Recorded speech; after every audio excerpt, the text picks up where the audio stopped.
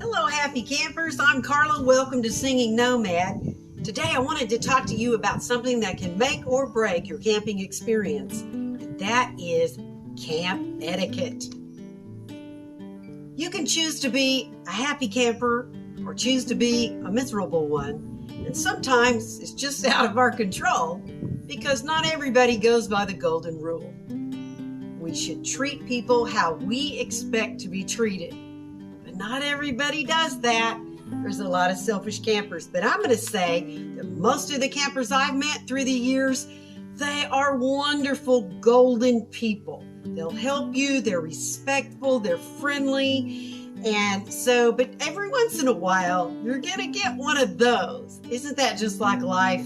There's always one. So the first rule of thumb is just to be respectful. Respect others. Even when you have a cranky curmudgeon that you're dealing with, try to be calm and be polite, even if they escalate the situation. Be respectful, be polite, especially with difficult people. The second thing is respect quiet hours, quiet time. It's usually around 10 to 8 in the morning, something like that. It will vary. And that means turning off your lights so it's not shining right in someone's bedroom. And some people on the road are full-time and they still work and they really need their Z's before the next day. The third thing is put your fire completely out. And please, please, please, please, please, do not use your fire ring as a trash can. No broken beer bottles, glass, trash, dirty diapers. It's disgusting. Would you want to come into, roll in late at night in a campground and it had a stench because of all the trash that's in the fire ring? The fire ring is for the fire pit. Nothing else. Put trash in trash receptacles. Everybody will be so appreciative. The fourth thing is obey the speed limits and one-way signs. A lot of people, a lot of families go camping and little children are running around and you have people doing their daily walks, and when you speed by them, it's scary for them. It disrupts their peace and calmness. It can be dangerous and it can kick up dust, and that just makes everybody's experience kind of gross if you are spinning around too fast. So just slow down, even go below the speed limit, because you're not on the open highway. You're in a campground. Number 5, pick up after yourselves and your pet. Just make sure that you leave your campsite even better than you found it. Number 6, don't walk through others' campsites. Please don't do that. When you're at home, do you like people walking through your yard or using the sidewalk? I am a very private person, and when I go camping, I'm getting away. And yes, I'm friendly. I'll sit at other people's campfires and invite them to mine. But for the most part, I don't want them being disrespectful just walking through my camp, especially if I'm solo camping. Which leads me to number 7. Please don't approach a campsite very quickly and abruptly and walk fast, especially for a female solo camper. I think it's a good rule of thumb to approach a campsite if you have to go over there for some business or some reason. Just walk slowly and don't come right up to their tent door, their RV door. Stay a few feet back. It just shows respect. And females especially that are traveling alone won't feel so threatened. Number 8, please do not come up to people's children or their pets without permission and start touching them, petting them, talking to them. A lot of parents can be very, very sensitive about that, about strangers approaching them. And sometimes it can be dangerous. You might get bitten.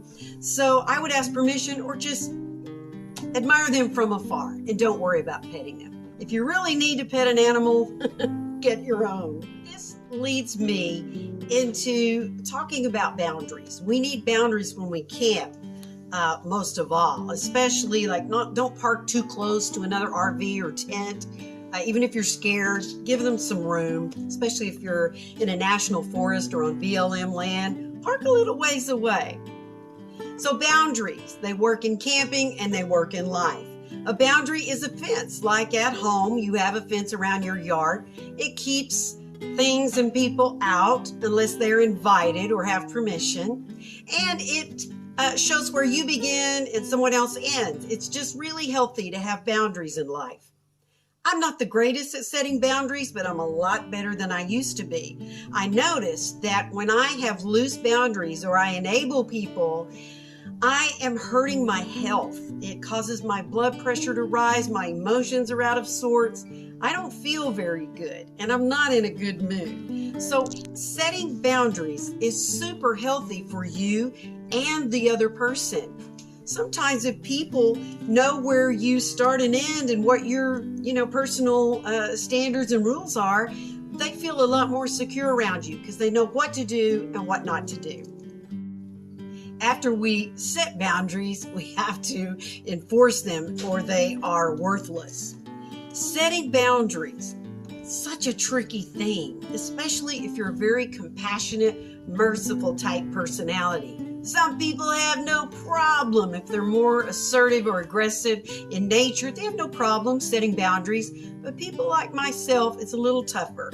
I don't like hurting people's feelings. But I realized that I was sacrificing my own health, my own family, my own well-being by not setting boundaries. So I have learned over the years, listen, this silver hair, it's good for a lot of things. You gain experience and wisdom in life. And I love being almost 62. It's great.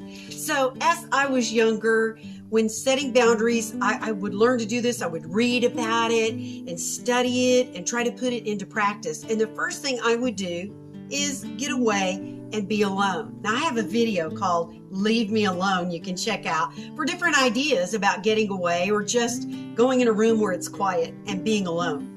The second thing I do after I get away is I take pen and paper. Now, I have a journaling app that I use daily on my phone. It's a lot faster, but, in studies, they have learned that when you write things longhand, it boosts your ability to absorb knowledge and boost your work performance. When I am learning lyrics for a new song or I'm learning lines for a play, I handwrite them repeatedly because it just helps me to retain it better. So when I go off and get away and I need to think about some things in my life that are not working, I will get my pen and paper out and I will just start writing. What is not working? What is upsetting me? What's in my craw? What is aggravating me? What is just irritating me? And I'll write those things down and I'll give it some thought. Secondly, I'm a woman of faith. So I will pray about what I need to change in my life that would make life better for me and for others. And then I get quiet and I listen and I write those things down. And then I ask for strategies to implement those boundaries. And thirdly, I release all the negative emotions that usually have built up because I'm not setting enough boundaries. When you decide to start boundaries, it's good that if you have already released negative emotions, because it usually doesn't work if you come in hot and you're upset and you say, there's going to be some boundaries set around here. That just usually doesn't work. So if you can get alone and work out all those bad emotions or go to a therapist and have them help you release some of those things, then you're coming from a calm place of wisdom, and it's just going to work out better for you in the long run and better for the people. So usually I don't say a word to somebody I need to set boundaries with, even in my own household. I will just begin to respectfully and with a smile and very friendly, I'll just start doing or not doing, I'll stop doing things I had done in the past, and I will just make sure that they get the message in a friendly, nice way that that's just not acceptable for me anymore. It takes practice. It's not easy, but I promise it is worth it. Most of us know deep down where we need to apply some boundaries. It's a wasp. Ooh, get away. So we know what we need to do. Maybe sometimes we just need the courage to do it. So I would just recommend watching videos, downloading some books. Just Google ways to set boundaries, and you can learn a lot. Some won't work for you, some will. And you might have some really creative ideas yourself about changing some things in your life, just changing the fence line, and everybody, I think, gets along better. I think it brings more peace to your relationships, and yeah, it's just a good, healthy thing to do. There's a test you can do to learn who is respectful, who really cares about you in your life, who has healthy boundaries themselves. And that is to watch the reaction or response of someone after you have told them no. If they cry, if they guilt you, if they aggressively try to force their agenda on you, then they're probably all about themselves, maybe a little selfish, and they don't care about your needs.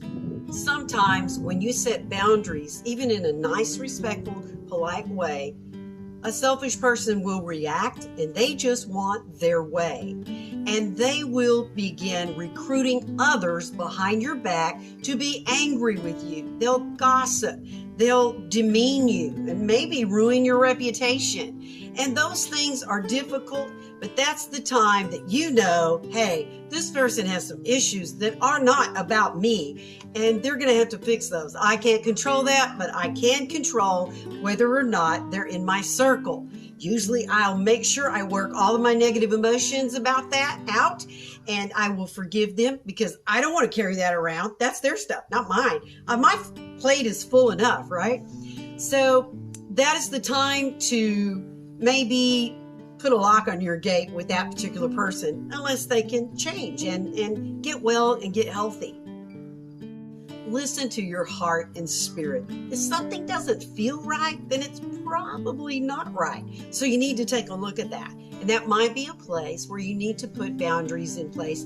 And, when I learned to implement boundaries in a nice way, coming from a peaceful heart, I just feel so much better about myself. When I had no boundaries, my self-esteem was in the toilet. So it has so many benefits for you. It's worth a little awkwardness. And listen, one thing I've learned getting this gray hair is that awkwardness will not kill you. If you can learn to breathe through some awkward moments, you'll find out it's okay. And a lot of people, they get so nervous with awkwardness, they'll just start rambling and explaining why they set a boundary. You don't need to do that. Just let your no be no and your yes be yes. And you don't need to explain. And really, there's nothing they can say with that, especially if you're treating them with some respect. Boundaries promote peace in relationships. And there's another person that we need to set boundaries with, and that is ourselves. I used to have an eating disorder in my early 20s, and I went through depression, and I wasn't setting boundaries and with myself or anybody else. And so I would overeat, I would binge, and then not eat for a long time. And this just yo-yoed in my life. Bad for my health, but just bad for everything. And I would just eat my feelings because I wouldn't talk about it. I would just eat them. I would eat my feelings. I would push them down. It was a coping mechanism that I used. So every once in a while, that will pop up when I have something negative happen in my life and I need to maybe deal with it or not deal with it, or just have some thoughts and feelings about it. And I'll start to go toward food to calm me down. And I have to be my own parent. And you can be your own parent and set boundaries with yourself to help you out of maybe some addictions, some self-destructive behaviors, some negative thinking. And sometimes I'll stop myself in the middle of a thought and I'll say, no, I refuse that thought. I'll say it out loud so I can hear myself. I refuse that thought, and I think about something else. Also, if I need to exercise more, be more disciplined about writing and my 11-hour editing days, I'll say, you need a break. I'll just be my own mother and say, stop, Carla, you need to take a break. You need some lunch. Or no, You do not need that extra helping because you're full. And then I'll think, well, why am I wanting to eat right now? Oh, that's why. I'm having this feeling. And it's kind of painful for me. And so I'll get out my pen and paper and I'll start writing about it, or I'll start thinking about it or praying about it, whatever I need to do. Take a walk, shift my activity. You know, we can be our own parent, and it really helps a lot because many times we're out of control. We're the ones that others need to set boundaries with, right? All of us have a little toxic personality in there somewhere. We're all growing. We're trying to get better. And here comes my husband home for lunch. So I'm going to end this video and go take care of him. And I hope I see you down the road or next week. And I hope that you are able to find those areas that you need to set boundaries in, and that you'll have the courage and the self-discipline to do it. It's going to make your life less messy and neater. It's just going to be more peace and more fun.